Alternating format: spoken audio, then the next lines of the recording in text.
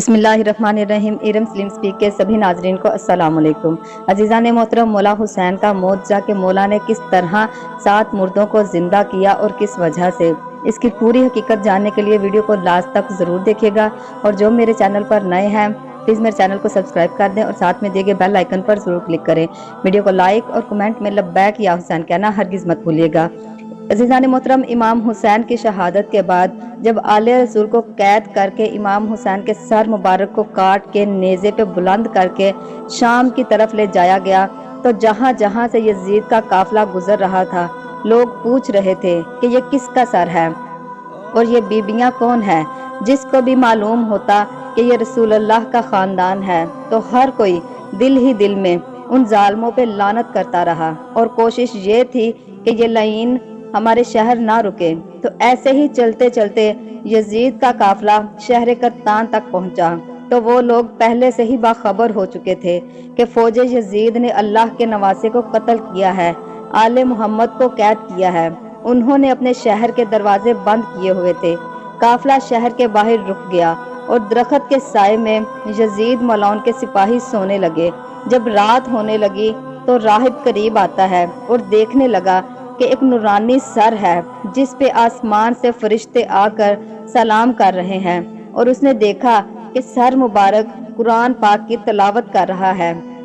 اور جیسے ہی وہ اپنے گھر واپس گیا پوری رات سوچنے لگا، اسے نیند نہ آئی، چکر پہ چکر لگاتا رہا اور سوچتا رہا کہ وہ کس مقدس ہستی کا سر مبارک ہے۔ ساری رات بے چین رہا۔ صبح ہوتے ہی سپاہیوں سے پوچھنے لگا کہ یہ کس ہستی کا سر ہے۔ فوج یزید نے کہا کہ یہ حسین ابن علی کا سر ہے۔ تو اس نے پوچھا کہ کون حسین؟ تو فوج یزید کا سپاہی کہنے لگا، حسین فاطمہ زہرا کا بیٹا، محمد مصطفیٰ صلی اللہ علیہ وآلہ وسلم کا نواسا۔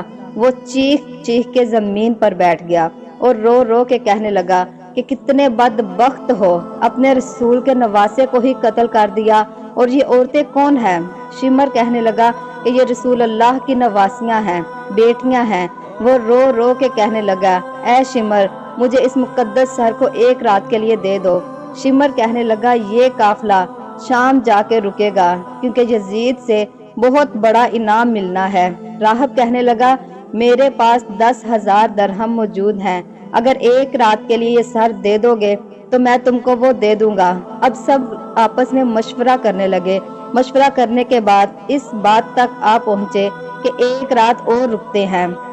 بالآخر راہب ان ظالموں کو 10,000 درہم دے کر امام حسین علیہ السلام کا سر مبارک کو لے کر اپنے گھر آ گیا اور ایک پتھر پر آ کر سر مبارک رکھا اور زارو قطار رونے لگا۔ اتنے میں امام حسین علیہ السلام کے سر مبارک سے آواز آئی، اے راہب یاد کر جب تو اولاد کے لیے دعا کروانے میرے نانا محمد مصطفیٰ صلی اللہ علیہ وآلہ وسلم کے پاس آیا تھا تو تیرے مقدر میں اولاد نہیں تھی۔ میں نے اللہ سے دعا کی، اللہ نے تم کو 7 بیٹے عطا کیے تھے اور تم نے کہا تھا ایک مرتبہ ہمارے گھر ضرور آئیے گا۔ اے راہب آج میں حسین تیرے گھر آ ہی گیا۔ بس جیسے ہی امام حسین علیہ السلام کے سر مبارک سے یہ آواز سنی، راہب زور زور سے رونے لگا اور کہنے لگا، اے میرے آقا مولا حسین علیہ السلام مجھے معاف کیجئے گا، اگر مجھے معلوم ہوتا تو میں بھی آپ کے قدموں میں قربان ہوتا۔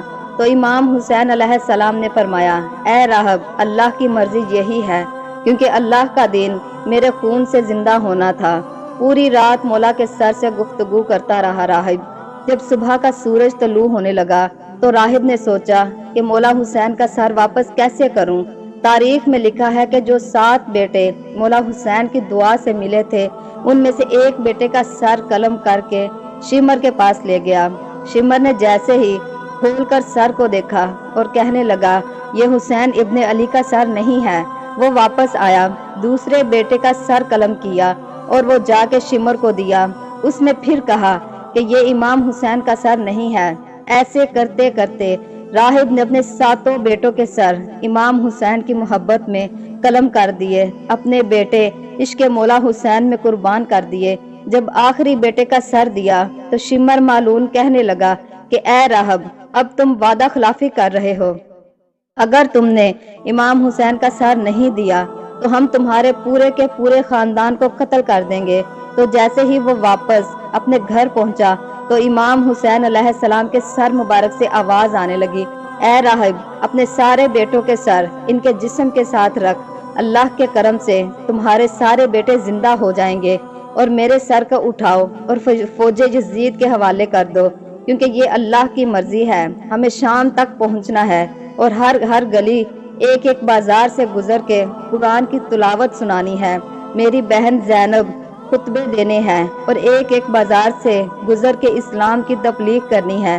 تو راہب نے مولا حسین کے کہنے پر اپنے ایک ایک بیٹے کا سر ان کے جسم کے ساتھ لگایا، اور اللہ کے کرم سے وہ سارے کے سارے بیٹے زندہ ہو گئے، اور پھر روتا ہوا امام حسین علیہ السلام کے سر مبارک کو فوج یزید کے حوالے کرتا ہے اور کہتا ہے کہ کتنے بدبخت ہو، تم کو اپنے رسول کے نواسے کو قتل کرتے ہو، تم کتنے بدبخت ہو، اپنے رسول کی بیٹیوں کو، ان کی نواسیوں کو قید کرتے ہو، ان پہ ظلم کرتے ہو، تمہارا یہ ظلم قیامت تک تمہارے لیے لعنت بن کے رہ جائے گا۔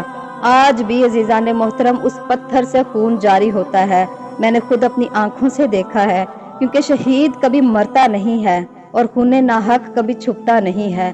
مولا آپ سب کو بھی کربلا پہنچائیں، مولا آپ سب کو بھی وہ جگہ دکھائیں جہاں پہ وہ خون تازہ ہوتا ہے۔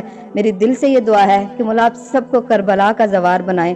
تو عزیزان محترم اپنا بہت سارا خیال رکھیے گا، میں ملتی ہوں اپنی نیکسٹ ویڈیو میں۔ اللہ حافظ۔